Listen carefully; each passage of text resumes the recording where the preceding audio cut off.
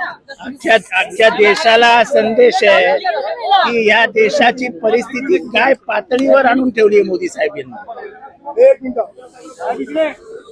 बंगालचं election होईस तर चूप बसले, त्याच्यानंतर सर्व नाटक सुरू झालेलं आहे. स्वतः परदेशी फिरायचं आणि लोकांनी इथे उपाशी राहायचं.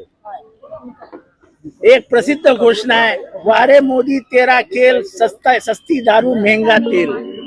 आज तेलाचे भाव गगनाला भिडलेत, काय नाही फरक पडत. इथे एकेका मंत्र्याच्या मागे 60 गाड्या फिरतायत. सगळा तमाशा करून टाकला देशाचा. गरिबाने मरा. प्रश्न हा आहे, या देशाची परिस्थिती गेले वर्ष 2 वर्ष अशीच आहे आणि ही अजून ह्याच्यापेक्षा खाली जाणार आहे.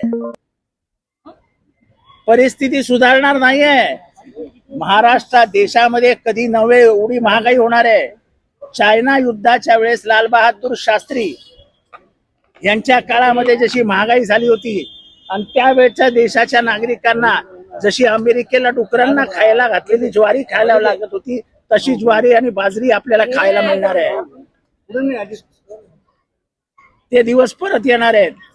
ट्रम्प आपल्याला मदत करणार नाही. ट्रम्प आपल्याला 30 डुकरांना खायला घातलेली ज्वारी, बाजरी, गहू आपल्याला पाठवणार आहे आणि परत दादागिरी पण करणार आहे. पण आपल्याला कळायला नको कोणाची बाजू घ्यायला हवी.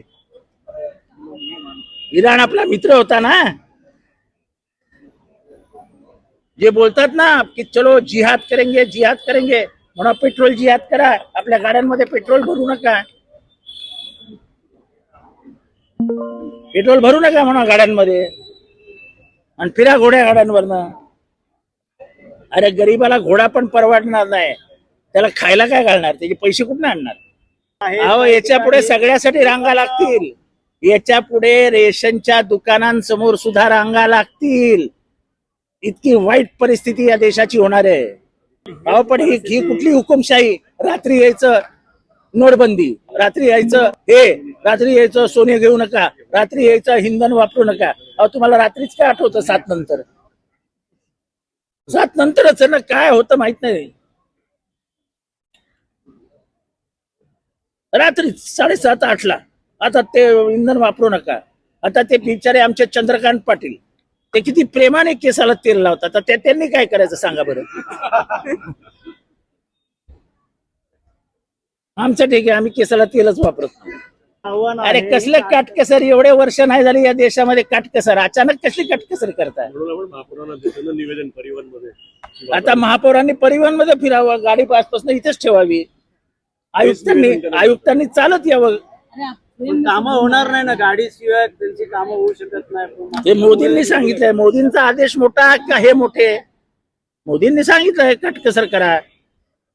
मग उपमहापौर, महापौर यांनी सगळ्यांनी चालत यावं. देशसेवेसाठी आलेत ना हे.